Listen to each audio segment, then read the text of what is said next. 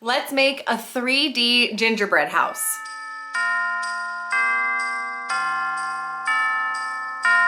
Hi, and welcome to my craft room. My name is Kelsey, and today we are making a 3D cardstock gingerbread house. I am so excited to bring you this file. I got a lot of feedback on my initial file, and I made some updates to it, and now I'm so happy to be sharing it with you and the tutorial. To grab the free file, please check out the blog post linked in the description below. It will have all of the materials and tools as well as written step-by-step instructions. I hope you enjoy this tutorial. We're gonna jump over in Cricut Design Space and be prepared for in the assembly for me to mess up. I wanted to leave it into the video, that way you see something that might happen when you're making your own. So just stuff to be aware of. Let's go. Okay, so we have our SVG file uploaded into Cricut Design Space. And the first thing you're gonna wanna do before we start changing any score lines is resize. That's usually how I start all of my files. And the best way to do this is to find one of the house pieces and see what size it's at. Now I'm using 12 by 12 paper. This will depend on your size paper. So the biggest I can make one panel is 11.5 by 11.5. So I want to resize the whole file. And so I'm going to go to around 32.5. And then I'm going to double check how big this is again. It's at around 11.36, which is a little bit smaller than 11.5. So this is good for me. That's going to be your biggest piece, the little houses. Your roof piece here is only 10.9. So, or 10.09, so you don't have to worry, just go based off of the house here, and that's going to give you the size. So everything is resized here. So the next thing you're gonna wanna do is ungroup everything all the way to the top, and then I have other groups within here that we're gonna go through. So you have some of your pieces, like the side pieces here, that are gonna have these lines, and you're going to wanna change these to score lines. Now I'm using Command on my Mac to grab all of the score lines, and you can go through. I have everything grouped, that way when we go to attach it's a lot easier. But I'm grabbing all of these and I'm going to change all of these score lines, including the roof has score lines, to score. So now they're all those dotted lines you'll see, but you still have to go back and you have to attach. So you'll grab and hit the paper clip to attach. If you don't do this, it will just put the score lines on a random mat, so make sure you're going back and attaching all of them. So I'm going to do that for each one. And if you don't have these scoring stylus, you can delete these and score everything by hand. It's just going to take a little bit longer than if you had the scoring stylus or the scoring wheel. So I am going back through, making sure everything is attached. And then once everything's attached, you can go ahead and change any colors that you want to change with the color sync, or you can leave it as is. I do have a different white from the roof than the other panels on the roof. So I always leave colors up to you on how you want to do anything or if you want to change anything. But everything is attached, and now I'm going to go hit make. So here are all of our different mats. You can, of course, move things around, move them to different mats if you want to.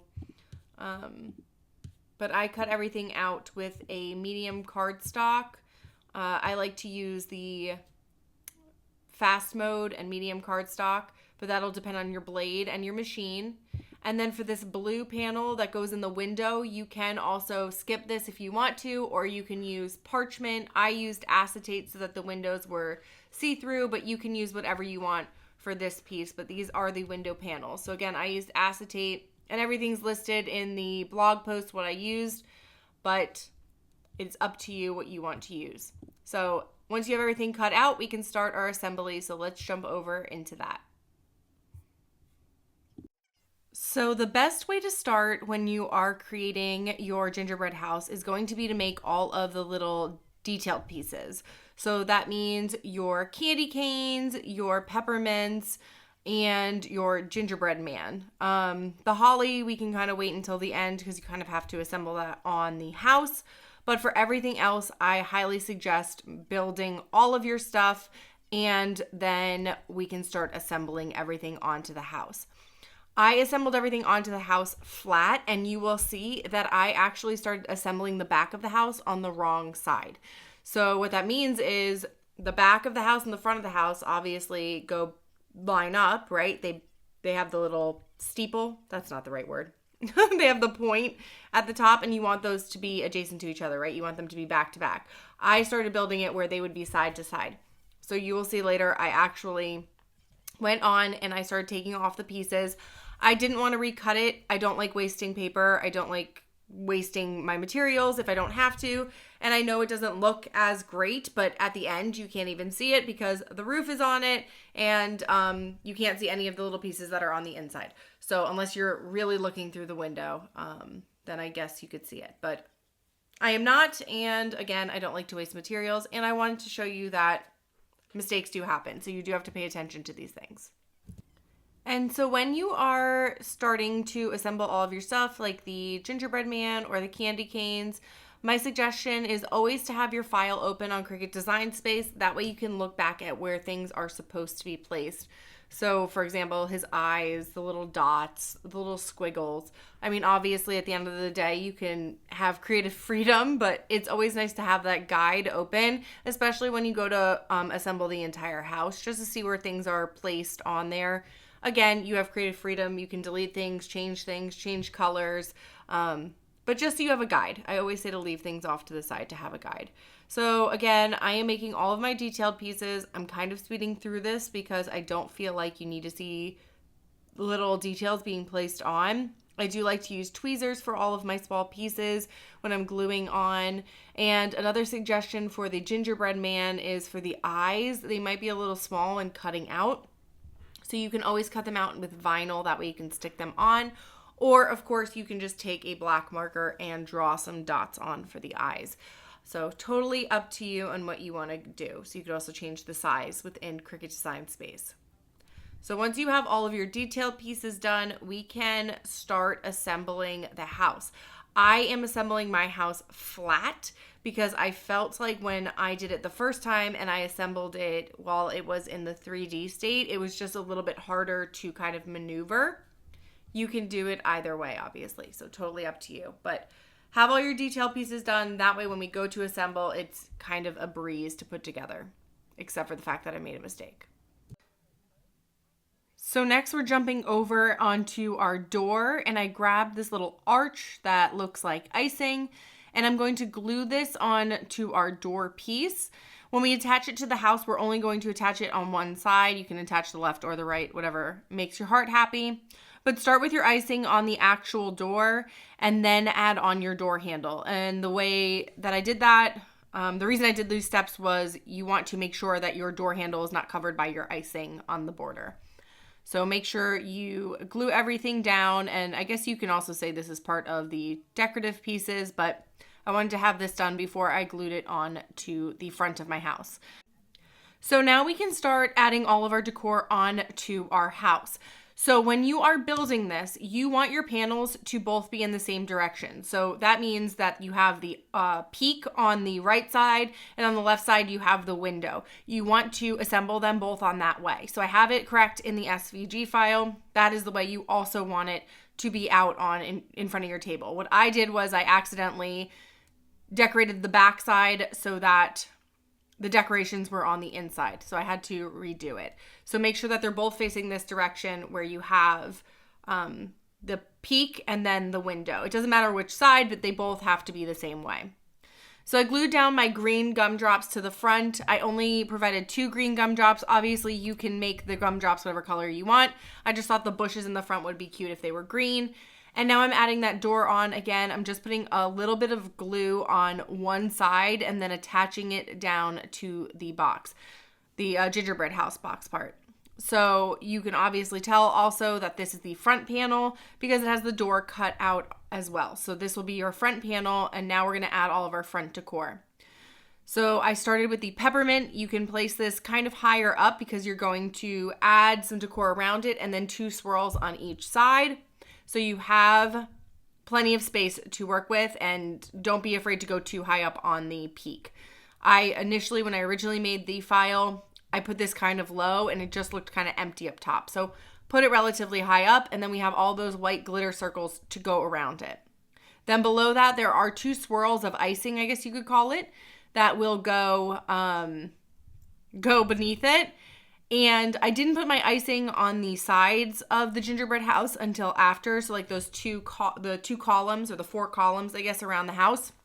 I decided to do those after because I wanted to have the gumdrops down first, and then if they got covered up a little with the icing, that was okay. I figured that's kind of how I didn't mind the look of it. But you can do it however you want. If you want to put the icing down first, go for it, whatever. Just make sure that you're able to fold the panels on the side to assemble the actual house. So I'm putting all of my decor onto the front of this, and then we will build our window on the left side. So I used acetate for my window, which is a very thin plastic, and I'm going to use my Barely Arts glue. Everything again is linked in the blog post. And I'm going to frame the window and then place my acetate sheet down. And so this will glue and dry while I flip it over and add all the decor to the other side. So for each window, you're going to have a frame of icing to put on. And then there are 2 squiggle icings to put on both the top and the bottom. And then from there, you're going to put on all of your gumdrops. Now you can do these in any order. Obviously, it'll depend on whatever color you cut them out with, but the premise is basically you'll line them up on the bottom. And what I did was I used the icing columns that will go and I'm going to place on once we make it 3D. I use those as a guide to put the gumdrops in between them. So I just sort of place them on top of the score lines where they will go, and I place the gumdrops in between. So I just use those as a guide to place my gumdrops in this space. Now for those gumdrops that are colored, not the green ones, I also put those in the same order on each side. Again, I leave this up to you and whatever colors you decide to do. But that is how I placed everything onto my side window. There isn't a lot of decor on this side, and you can always add more stuff if you'd like to. But I really like all of the stuff that I added on. I think it added a nice, I don't know, like realistic gingerbread touch to it. So I'm just going to show a very brief part of me realizing that this is where I messed up. So you'll see if I went to go connect these 2, they're not going to connect because when I fold it and need to connect it, I have the window on the wrong side. So I needed to flip this over, and look how far I was into detailing this. So all I did was remove all this stuff as best as I could. I had to recut one small piece, and I started assembling again. This is when I realized that I was wrong, and it was the wrong side. So I flipped everything over. Now we have a blank slate on the side that will be shown. But as you see, when I flip this over, you'll see where I have some of the stuff still stuck on, which is fine. It'll be on the inside and you won't really see it. So let's start by putting that window on the same way that we did on the last side, and then get back to decorating on the other side of this house. So remember, all of the decorating will be on the same side. So you'll see the shape is exactly the same. That is the way you want it to be. So make sure that when you're decorating, this is how you are assembling it. All right, so now we can get decorating on to our back piece. The window side is going to be the exact same way that we just did that other window side. So I'm going to speed through that part. And then the back side, you can reference over to your Cricut design space to see how I have everything set up. Of course, you can decorate however you want, but I started with the candy canes, and then on top of that, I layered the gumdrops. So it's totally up to you how you want to place everything. Just make sure that you're putting those icing columns on the side, at least for a guide. You don't have to glue them down yet, but make sure you are using them as a guide to place things, because you don't really want those covering your candy canes. So again, totally up to you how you decorate, but I just wanted to give some suggestions on how I did it.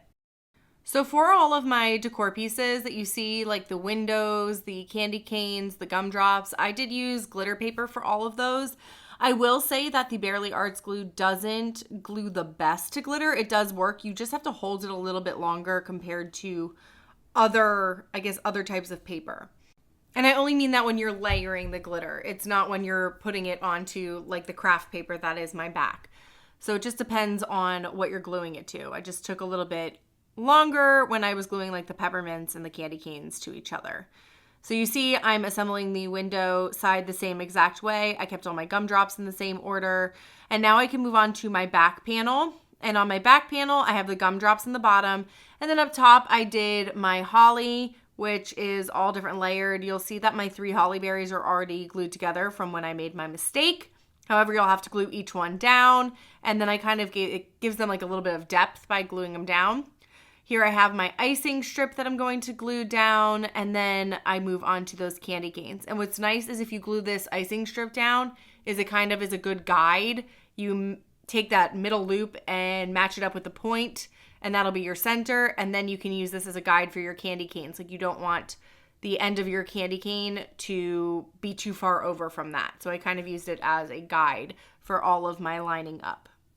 And now for the last part, you'll just glue on all of your little gumdrops as well.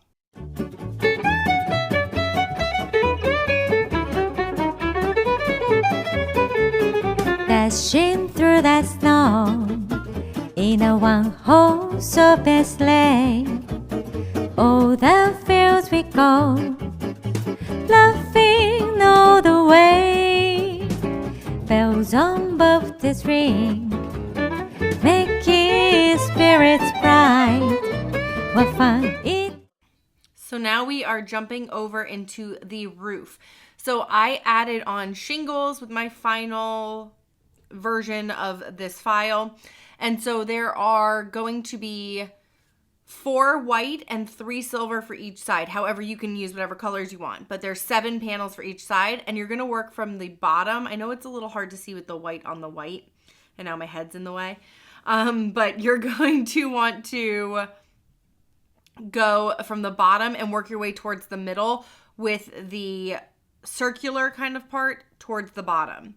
So I took this panel off just because I wanted to move it in between the score lines. There's score lines on both sides of the roof that fold down where there's like a scalloped edge as well. And so you want to keep this in between those two.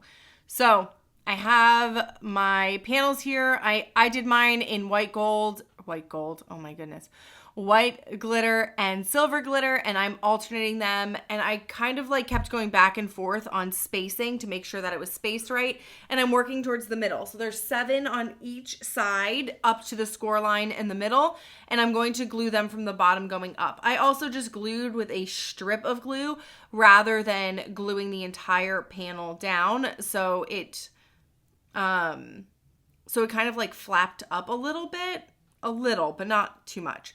So that is how you put on all of your scalloped sides. So I did both sides of this, and then I folded in on all of those score lines. So take your time with the best you can where you're lining everything up. Don't worry if it's a little off, no one will be able to tell, but you definitely want to work from the outside into the middle of that roof for all of those panels. The only other thing that I would say is I wish I would have done the base of the roof also in the glitter white. However, again, I don't like to waste materials, so I just went with the flat white that I used on this one. But once I had all of the scalloped edges on, you really couldn't tell, especially because you fold in on all those score lines. And so the scalloped edge on the side and the icicles are only kind of seen from a certain angle. So here is our roof with all of those scalloped edges on, and now shingles, and now I'm folding on the scalloped edges and on the icicle edges. So we're folding in on all these. Be as gentle as you can. They can be a little bit delicate, and you're folding down on like opposite of where the scalloped edges are, because the scalloped shingles are, because this is going to kind of fold over the edge of your roof. So once you have everything on, we can start making this file 3D. Let's get started.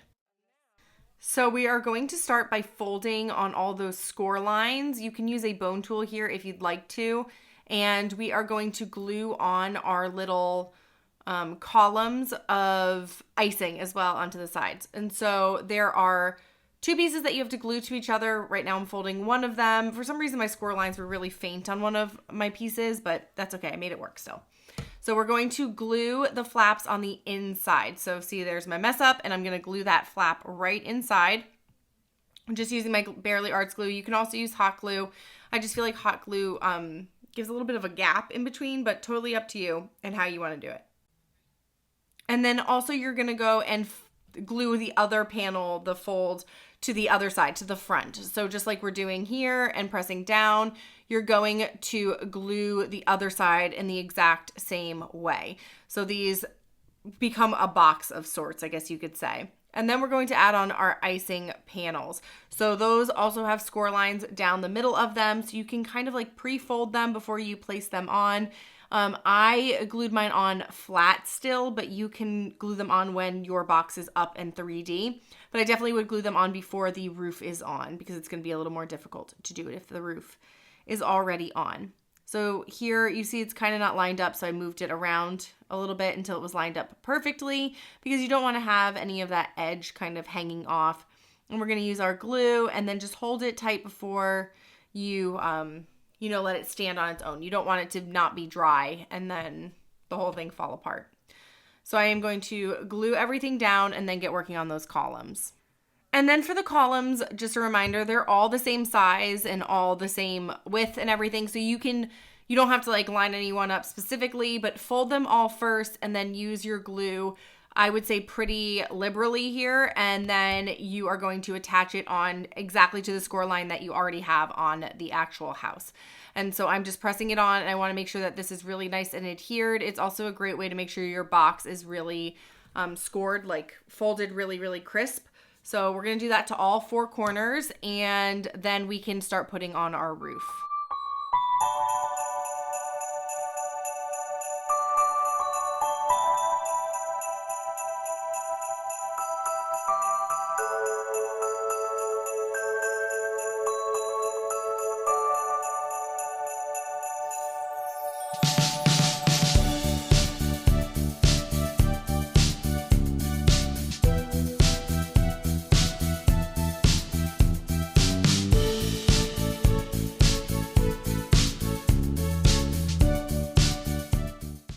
So this is going to sound a little strange, but for the roof, I basically just took my hot glue gun and did a really tiny strip of hot glue. Make sure you are using hot glue for this. You can also use, I guess, like a double-sided tape, but the puffy kind, it's just going to puff up a little bit. And I'm putting a strip down and then gluing on my roof. Now there is room on both sides for the roof to hang over. So you don't have to place this like taut, I guess you would say, to the front. Mine kind of ended up being that way, but you definitely have room to hang over on both sides.